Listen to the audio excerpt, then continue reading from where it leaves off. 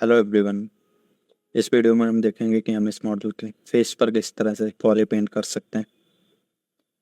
तो आप इस रेफरेंस इमेज में देख सकते हैं कि मोस्ट ऑफ द प्लेसेस हमें इस तरह से येलो कलर्स दिखाई दे रहे हैं और साथ ही साथ कुछ जगहों पे ये ग्रीन कलर दिखाई दे रहे हैं और यहाँ पे हमें इस तरह का बैगनी कलर दिखाई दे रहा है, जैसा कि आप यहाँ पर देख सकते हैं। तो इस पार्ट के भी मैं बेस में इस तरह के येलो कलर को रखूँगा और उसके ऊपर हम लेयर वाइज इन डिटेल्स को बनाते जाएंगे। और क्योंकि हमारे इस मॉडल पे इस तरह से कोई भी कर्व नहीं है, तो यहाँ पर हम इस कलर को यूज़ कर सकते हैं या फिर हम चाहें तो अपने हिसाब से कोई भी कलर यहाँ पर यूज़ कर सकते हैं। तो यहाँ पर भी जब हम इस मॉडल पे नॉइस वगैरह को अप्लाई कर रहे थे तब इस मॉडल के कलर्स पे कुछ चेंज हुए होंगे, जिस वजह से इस पे इस तरह के कलर्स आ रहे हैं। तो यहाँ पर भी मैं शिफ्ट जेड प्रेस कर रहा हूँ, जिससे हमारा स्पॉटलाइट यहाँ पर आ गया है और मैं इस कलर पे आगे सी प्रेस कर रहा हूँ तो ये कलर यहाँ पे सेलेक्ट हो गए और मैं फिर से कलर पे आ रहा हूँ और फिर ऑब्जेक्ट पे क्लिक कर दूंगा। तो हम देख सकते हैं ये कलर यहाँ पर अप्लाई तो हो रहा है, लेकिन बहुत ही ज़्यादा धीरे अप्लाई हो रहा है। तो इसकी वजह ये है कि हमारी RGB इंटेंसिटी यहाँ पर कम थी, तो मैंने इसको 100 कर दिया और अब मैं कलर पे जाके फिर ऑब्जेक्ट पे क्लिक करूँगा तो ये कलर यहाँ पर इस तरह से आ जाएगा। लेकिन अभी ये कलर इस तरह से येलो नहीं लग रहा है और इसका रीज़न यही है कि जहाँ पे मैंने अपने कर्सर को रख के सी प्रेस किया था वहाँ पर ये कलर इस तरह से वाइट है। तो आप यहाँ पर देख सकते हैं कि ये वाइट कलर आ रहा है और अगर मैं यहाँ पर कर्सर को रख के सी प्रेस करूँगा तो ये येलो कलर यहाँ पर आ जाएगा। तो मैं इसी कलर को भी रखूँगा और यहाँ पर आके फिर ऑब्जेक्ट कर दूँगा। तो इस तरह से हमारे मॉडल पे एक कलर आ गया है। मैं फिर से मटेरियल पे आके स्किन शेडर को ले रहा हूँ और मैं फिर से सभी ऑब्जेक्ट्स को बंद कर दे रहा हूँ और मैं सब इसी को ऑन रखूँगा। और यहाँ पे भी मैं most of the time symmetry को ऑन रखूँगा, जिससे कि मुझे पॉली पेंट करते हुए दोनों साइड में एक एक करके डिटेल्स नहीं बनानी पड़ेंगी। तो यहाँ पर भी मैं इस स्प्रे और यहाँ पर अल्फ़ा 7 को यूज़ कर रहा हूँ। तो यहाँ पर अगर मैं इस तरह से ड्रॉ करूँगा तो ये डिटेल्स इस तरह से आएंगी। मैं चाहूँ तो यहाँ पर आके फ्लो को चेंज कर सकता हूँ, तो इनसे भी हमारे मॉडल के कलर्स पे कुछ चेंजेस आएंगे। मैं अपने ब्रश के साइज को छोटा कर रहा हूँ और यहाँ पर फ्लो को थोड़ा कम कर दे रहा हूँ और यहाँ पे इस तरह से इनको ड्रॉ करूँगा। मैं इसकी RGB इंटेंसिटी को भी थोड़ा कम कर दे रहा हूँ।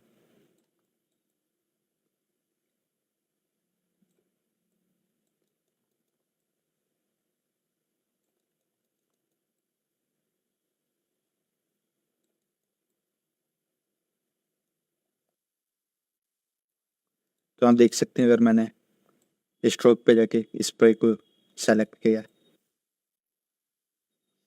तो मैं इस तरह से अपने मॉडल पे काफ़ी अच्छी डिटेल्स बना सकूँगा। तो अगर मैं फ्लैट कलर पे जाऊँगा तो जहाँ पर भी ये डिटेल्स हैं वहाँ पर हमारा मॉडल काफ़ी अच्छे कलर्स की वैरायटी दे रहा है। और जहाँ पे भी ये स्प्रे मैंने यूज नहीं किया वहाँ पर हमारा मॉडल इस तरह से काफ़ी फ्लैट लग रहा है।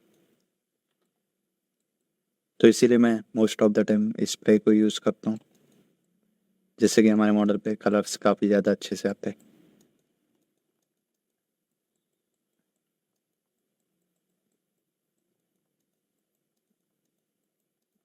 तो यहाँ पे मैंने इसको इस तरह से पूरे मॉडल पे ड्रॉ कर लिया है और मैं फिर से स्किन शेडर पे आ रहा हूँ।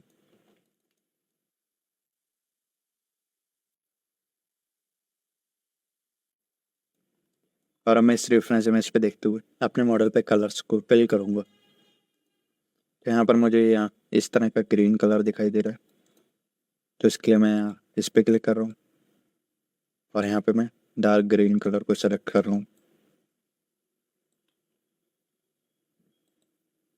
मैं इस पर क्लिक कर रहा हूँ और फिर मैं इस पर आके सी प्रेस कर रहा हूँ तो ये ग्रीन कलर यहाँ पर भी आ जाएगा और मैं इसको इस तरह से ड्रॉ कर सकता हूँ। मैं इसकी RGB इंटेंसिटी को कम कर दे रहा हूँ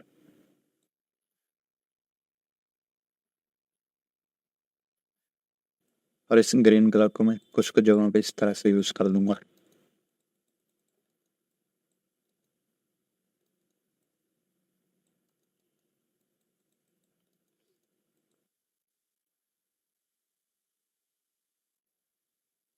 तो आप देख सकते हैं जब आप इस तरह से कलर्स को यूज़ करेंगे तो आप इन कलर्स को जहाँ जहाँ पर भी यूज़ करेंगे वहाँ पे डिटेल्स में काफ़ी ज़्यादा वेराइटीज आएंगी।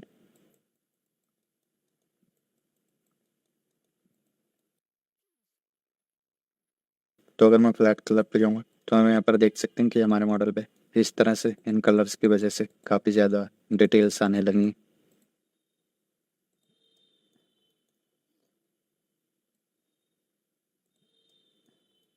मैं स्क्रीन कलर को थोड़ा और डार्क कर ले रहा हूँ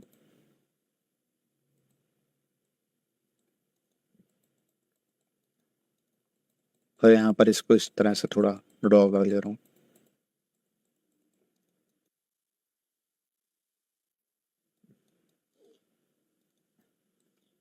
और मैं फिर से इस इमेज को यहाँ पर ला रहा हूँ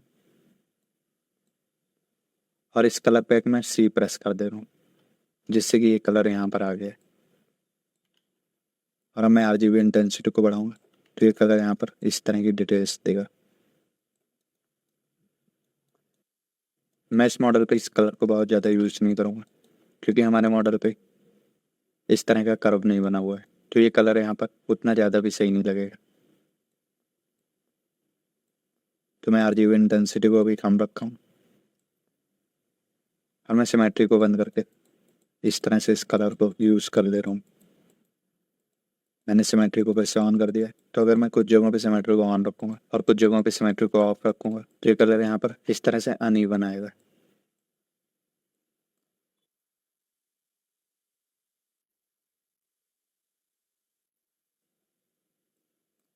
और मैं फ्रंट पार्ट पे आते आते इसके RGB इंटेंसिटी को कम रखूँगा और इसी तरह से यहाँ पर भी RGB की इंटेंसिटी को कम रखूँगा जिससे कि ये कलर बाकी कलर्स के साथ में ब्लेंड हो जाए।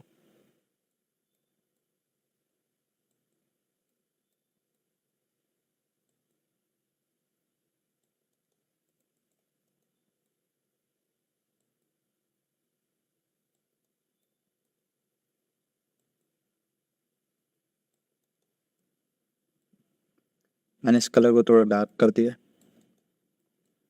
और मैं इसको यहाँ पर इस तरह से यूज़ कर ले रहा हूँ।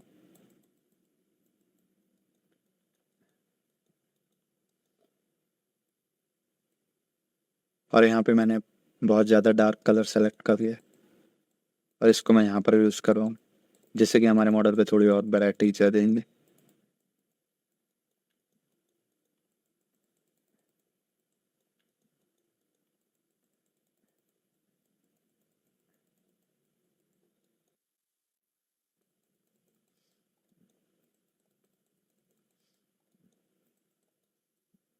और अगर आप चाहें तो आप इस कलर को भी यूज़ कर सकते हैं जैसा कि यहाँ पर देख सकते हैं। तो ये कलर भी इस तरह के मॉडल्स पे काफ़ी ज़्यादा सही लगता है।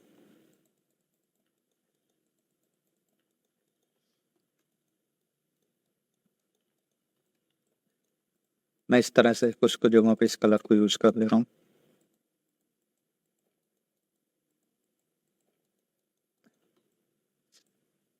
और अब मैं इंटेंसिटी को कम करके इस पूरे मॉडल पे इस कलर को ड्रॉ कर ले रहा हूँ जिससे कि इस पूरे मॉडल पे थोड़ी और डिटेल्स आ जाएंगी।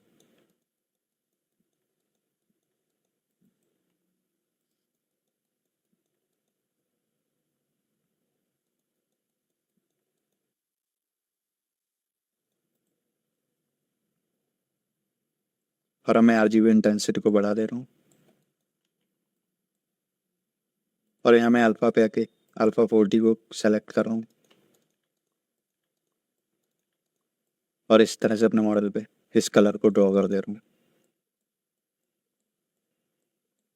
मैं इसकी इंटेंसिटी को इस तरह से थोड़ा चेंज करूँगा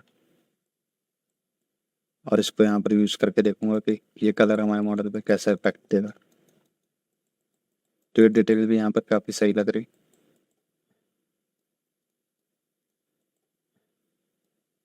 इसी तरह से मैं यहाँ पर ग्रीन कलर को भी सेलेक्ट कर सकता हूँ और इसको भी यहाँ ड्रॉ कर सकता हूँ।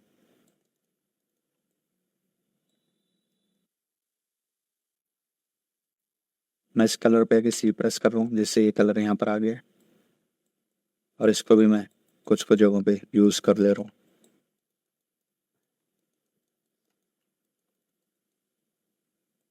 और अब मैं इस मॉडल की आइस पे आ रहा हूँ और आइस के लिए मैं ब्लैक कलर को यूज़ करूँगा। मैं कलर पे आके इसको फिल कर दे रहा हूँ। तो यहाँ पर भी आप देख सकते हैं RGB इंटेंसिटी बहुत कम है, तो ये कलर यहाँ पे सही से फिल नहीं हुआ था, तो मैंने RGB की इंटेंसिटी को 100 कर दिया और मैं इसको यहाँ पे फिल कर दूंगा। तो अभी आप देख सकते हैं हम RGB में भी बात कर रहे हैं, जिस वजह से अगर मैं किसी भी मटेरियल को चेंज करूँगा तो वो मटेरियल यहाँ पर इस तरह से चेंज होगा। लेकिन अगर मुझे इन आइस पे कोई भी ऐसा मटेरियल यूज़ करना है जिससे कि ये आइस इस तरह से शाइन करें, तो मुझे यहाँ पर उस मटेरियल को सबसे पहले सेलेक्ट करना होगा। तो इस केस में मैं इस टॉय प्लास्टिक मटेरियल को यूज़ करूँगा और यहाँ पे मैं MRGB को ऑन कर दूँगा। तो यहाँ पर जो भी कलर मैं सेलेक्ट करूँगा वो भी यहाँ पर अप्लाई होगा और साथ ही साथ जो भी हमने मटेरियल सेलेक्ट किया है वो भी यहाँ पर अप्लाई हो जाएगा। तो मैं कलर पे आऊँगा और फिल ऑब्जेक्ट पे क्लिक कर दूँगा। अब मैं अगर इस मटेरियल को चेंज करूँगा तो ये मटेरियल हमारे पूरे मॉडल्स पे तो चेंज होगा। और एग्जांपल अगर मैं सभी मॉडल्स को ऑन करूँगा तो ये मटेरियल हर जगह पे चेंज हो रहे, लेकिन इन आइस पे मटेरियल चेंज नहीं होगा, क्योंकि इन आइस पे हमने MRGB को ऑन रखा था, जिससे कि इन आइस पे मटेरियल भी अप्लाई हो गया।